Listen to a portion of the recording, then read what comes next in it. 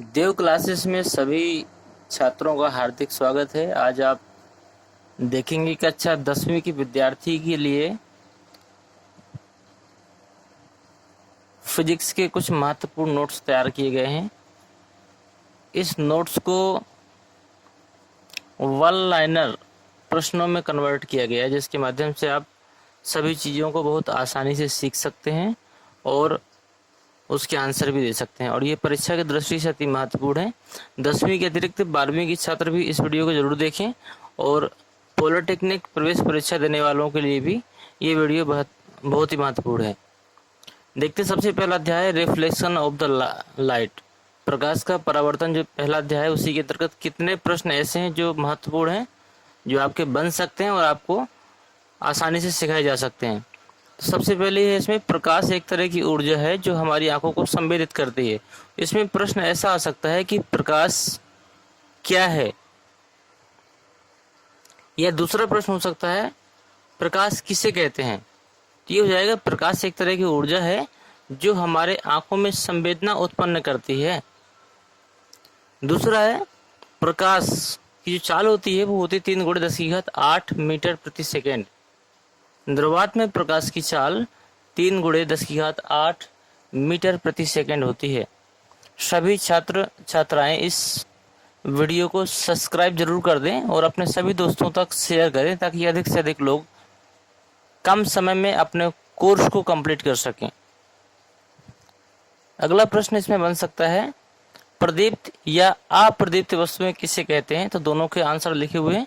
वे वस्तुएं जो प्रकाश उत्पन्न करती हैं उन्हें प्रदीप्त वस्तुएं कहते हैं, जैसे सूर्य हो गया, विद्युत बल्ब हो गया, मोमबत्ती इत्यादि। ये प्रकाश को उत्पन्न करती हैं, इसलिए ये कैसी कहलाएंगी? प्रदीप्त वस्तुएं कहलाएंगी। और दूसरा है अप्रदीप्त वस्तुएं, जो वस्तुएं स्वयं प्रकाश उत्पन्न नहीं करती उन्हें अप्रदीप्त वस्तुएं कहते हैं, जैसे चंद्रमा। चंद्रमा के पास स्वयं का कोई प्रकाश नहीं होता, यह सूर्य के प्रकाश से ही प्रकाशमान होता है। जैसे पृथ्वी का अपना कोई प्रकाश नहीं होता, पहाड़ों का अपना कोई प्रकाश नहीं होता। इस प्रकार वे सारी वस्तुएं जो स्वयं प्रकाश को उत्पन्न नहीं करती हैं उन्हें अप्रदीप्त वस्तुएं कहते हैं। अगला प्रश्न आपको आ सकता है दृश्य प्रकाश की तरंगदैर्घ्य कितनी होती है। तो दृश्य प्रकाश की तरंगदैर्घ्य होती है 7800 एंगस्ट्राम से 3900 एंगस्ट्राम। जो एंगस्ट्राम है ये भी आपका दूरी का मात्रक होता है।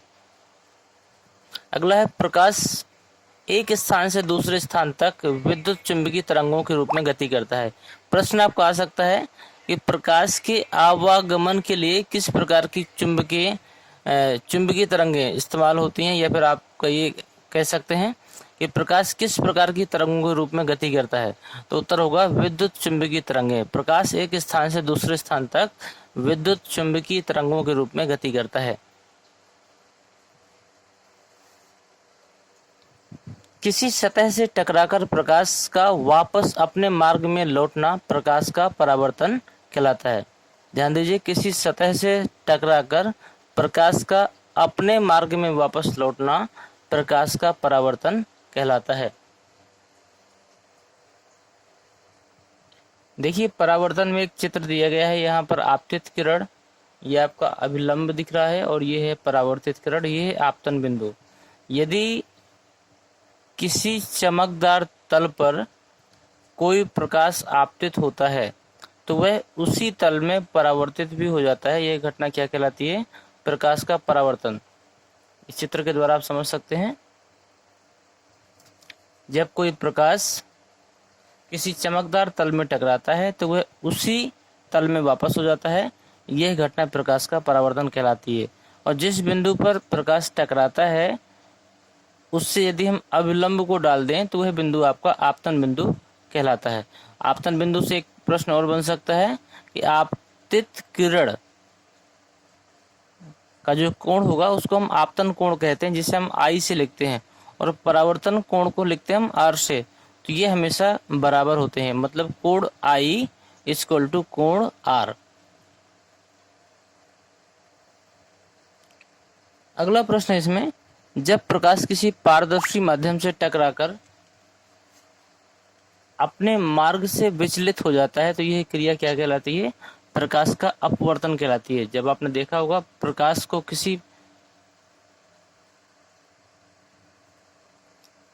किसी पानी में यदि डाला जाए तो उसका डायरेक्शन चेंज हो जाता है कुछ, और वह अपने अभिलंब से कुछ विचलित हो जाता है। तो यह क्रिया क्या कहलाएगी? प्रकाश का अपवर्तन कहलाएगी।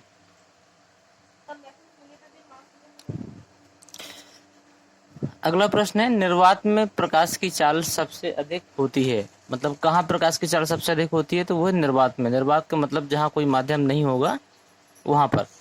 अगला प्रश्न है, जिस माध्यम से होकर प्रकाश गुजरता है उसे हम कहते हैं प्रकाशिक माध्यम। अगला प्रश्न है, जिस माध्यम से होकर प्रकाश आर पार निकल जाए उसे पारदर्शी माध्यम कहते हैं। जिसके आर पार निकल जाए उसे पारदर्शी माध्यम, जैसे हवा हो गया, कांच हो गया, ये सारी चीजें पारदर्शी माध्यम में आती हैं। और जिससे आर पार न निकल पाए लेकिन कुछ भाग ही बाहर निकले उसे पारभासक माध्यम, अपारदर्शी नहीं बोलेंगे इसे, जिसमें से कुछ भाग बाहर निकले उसे कहते हैं पारभासक माध्यम। जैसे पानी, हल्के कपड़े इत्यादि होते हैं, लेकिन जिसमें से बिल्कुल ना निकल पाए उसे कहते हैं अपारदर्शी माध्यम। जिस माध्यम से होकर प्रकाश बिल्कुल ना निकल सके उसे अपारदर्शी माध्यम कहते हैं। जैसे लकड़ी हो गया, मिट्टी हो गया, या और भी किसी धातु को आप मान सकते हैं। अगला है, यदि किसी स्थान से आकर प्रकाश किरण एक बिंदु पर मिलती है तो उन किरणों को अभिसारी किरण कहते हैं। ध्यान दीजिए, यदि किसी स्थान से आकर प्रकाश की किरणें एक बिंदु पर मिलती हैं, जिस तरह आपने कभी लेंस प्रयोग किया होगा, अगर यदि उसको सूर्य के सामने किया जाए तो उसमें से प्रकाश किसी एक जगह पॉइंट बना लेता है, और उस पॉइंट पे यदि हम कागज के टुकड़े को रखें तो उसमें आग लग जाती है। तो इसका मतलब उसने प्रकाश के सभी किरणों को एक जगह एकत्र कर दिया, तो उससे क्या कहेंगे? अभिसारी किरण कहेंगे। यदि प्रकाश किरणें एक बिंदु से आ रही हों तो उन किरणों को क्या कहेंगे? अपसारी बिंदु। जैसे सूर्य है, उसमें से एक पॉइंट से किरणें निकलती हैं तो क्या कहलाएंगे? अपसारी बिंदु। जैसे बल्ब हो गया, बल्ब से निकलने वाली किरणें अपसारी किरणें कहलाएंगी। यदि प्रकाश किरण एक दूसरे के समांतर हो, यदि समांतर होगा तो इस तरह की किरणों को समांतर किरण कहते हैं। जिस सतह से प्रकाश का परावर्तन होता है, मतलब यदि किसी भी कांच की प्लेट के एक साइड में पॉलिश कर दी जाए तो उसका दूसरा साइड परावर्तक तल कहलाता है। तो इस प्रकार हम बोल सकते हैं, जिस सतह से प्रकाश का परावर्तन हो जाता है उसे क्या कहते हैं? हम परावर्तक तल कहते हैं। और प्रकाश के परावर्तन के दो नियम हैं। सबसे पहला है आपतित किरण, अपवर्तित किरण तथा आपतन बिंदु और अभिलंब तीनों एक ही तल पर होते हैं। जैसे आपने अभी चित्र में भी देखा होगा, आपतित किरण, परावर्तित किरण, अभिलंब और आपतन बिंदु सब कुछ एक ही तल पर होते हैं। दूसरा है आपतन कोण तथा अपवर्तन कोण बराबर होते हैं। इसको भी देख सकते हैं। ये जो कोण बनेगा यहाँ पर, ये होगा आपका आपतन कोण, और यहाँ पर जो बनेगा वो होगा अपवर्तन कोण। ये दोनों आपस में कैसे होते हैं? सदैव बराबर होंगे। अगला प्रश्न है, परावर्तन के बाद यदि प्रकाश किरण किसी बिंदु पर वास्तव में मिले, परावर्तन के बाद यदि प्रकाश किरण किसी बिंदु पर मिलती है तो उसे वास्तविक प्रतिबिंब प्राप्त होगा। यदि परावर्तन के बाद प्रकाश किरण किसी बिंदु पर मिलती है तो वहां पर वास्तविक प्रतिबिंब प्राप्त होगा। इसे पर्दे पर भी प्राप्त किया जा सकता है। अगला प्रश्न है, यदि परावर्तन के बाद प्रकाश किरण किसी बिंदु पर वास्तव में नहीं मिलती लेकिन मिलती हुई प्रतीत होता है तो यहाँ पर मिलने वाला प्रतिबिंब कैसा होगा? आभासी होगा। इसे पर्दे पर प्राप्त नहीं किया जा सकता, लेकिन इसका केवल फोटो लिया जा सकता है। अगले प्रश्न बहुत ही महत्वपूर्ण है ये, अवतल दर्पण से प्रकाश का परावर्तन दबे हुए भाग से होता है। इसके विपरीत यदि उत्तल दर्पण है तो प्रकाश का परावर्तन उभरे हुए तल से होता है। और अवतल दर्पण की फोकस दूरी ऋणात्मक होती है, उत्तल दर्पण की फोकस दूरी धनात्मक होती है। ये आपका अंतर है इसमें अवतल और उत्तल में। केवल फोकस दूरी ऋणात्मक और धनात्मक का है। अगला, गोली दर्पण की फोकस दूरी दर्पण की वक्रता त्रिज्या की आधी होती है। गोली दर्पण की फोकस दूरी दर्पण की वक्रता त्रिज्या की आधी होती है। अवतल दर्पण द्वारा प्रतिबिंब का बनना, इसकी क्या कंडीशन होंगी? अवतल दर्पण द्वारा किस प्रकार प्रतिबिंब बनेगा? इसकी कंडीशन है कि जब वस्तु अनंत पर होगी तब प्रतिबिंब दर्पण के मुख्य फोकस पर वास्तविक उल्टा तथा वस्तु से बहुत छोटा बनेगा। ध्यान दीजिएगा, जब वस्तु अनंत पर होगी तब प्रतिबिंब दर्पण के मुख्य फोकस पर बनेगा, लेकिन वो कैसा होगा, वास्तविक होगा, उल्टा होगा और वस्तु से बहुत छोटा बनेगा। लेकिन जब वस्तु अनंत तथा वक्रता केंद्र के बीच में होगी तब प्रतिबिंब दर्पण के मुख्य फोकस तथा वक्रता केंद्रों के बीच वास्तविक, उल्टा तथा वस्तु से छोटा बनेगा। इसकी कई कंडीशन है, देख लीजिए। जब वस्तु दर्पण के वक्रता केंद्र पर स्थित होगी, ये कंडीशनें पूछी जा सकती हैं कि जब वस्तु दर्पण के वक्रता केंद्र पर स्थित होगी तब प्रतिबिंब कैसा बनेगा, तब प्रतिबिंब दर्पण के वक्रता केंद्र पर बनेगा और यह होगा आपका वास्तविक, उल्टा तथा वस्तु से बराबर बनेगा। अगली कंडीशन में कि जब वस्तु वक्रता केंद्र तथा मुख्य फोकस के बीच स्थित होगी तब प्रतिबिंब बनेगा आपका अनंत में तथा वक्रता केंद्र के बीच वास्तविक तथा उल्टा तथा वस्तु से बड़ा बनेगा।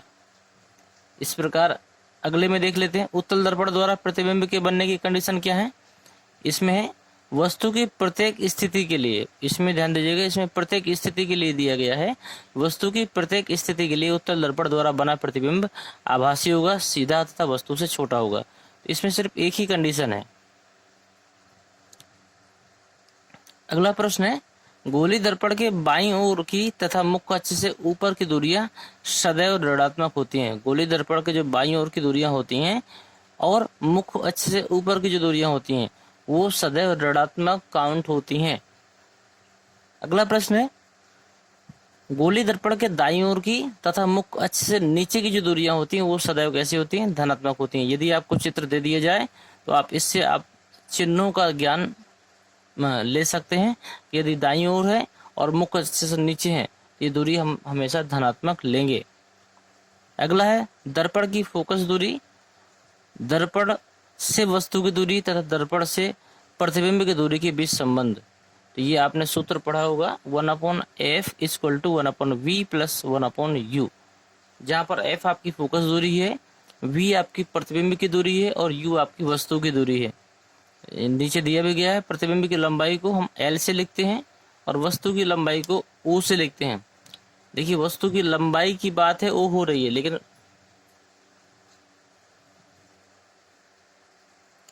यदि प्रतिबिंब की लंबाई होगी तो वो आपकी V होगी, प्रतिबिंब की दूरी, और वस्तु की जो दूरी होती है वो आपकी U कहलाती है। अब रेखीय आवर्धन का प्रश्न आपका आ सकता है, तो आप इसे लिख सकते हैं, प्रतिबिंब की लंबाई L तथा वस्तु की लंबाई O के अनुपात को प्रतिबिंब का रेखीय आवर्धन कहते हैं।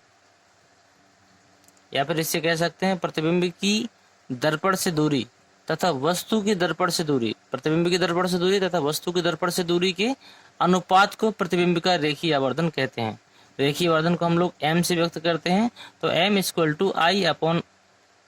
I/O। ये तो आप इस सूत्र को ले लीजिए, या फिर आप इसके स्थान पर ये भी लिख सकते हैं कि m = -v/u। तीनों एक दूसरे के बराबर होंगे। आवर्धन का कोई भी मात्रक नहीं होता है। अगला प्रश्न है कि दाढ़ी बनाने, आंख, कान, नाक, मुंह इत्यादि की जांच करने के लिए टेबल लैंप में और गाड़ियों के मुख्य लाइट में किस प्रकार का दर्पण प्रयोग होता है। तो यहाँ सभी जगह आपका अवतल दर्पण प्रयोग होता है।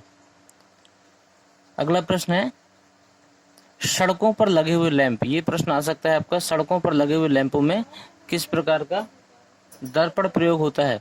तो सड़कों पर लगे हुए लैंपों में और गाड़ियों में और ड्राइवरों की सीट के बगल में जो दर्पण लगे होते हैं वो सारे आपके उत्तल दर्पण होते हैं।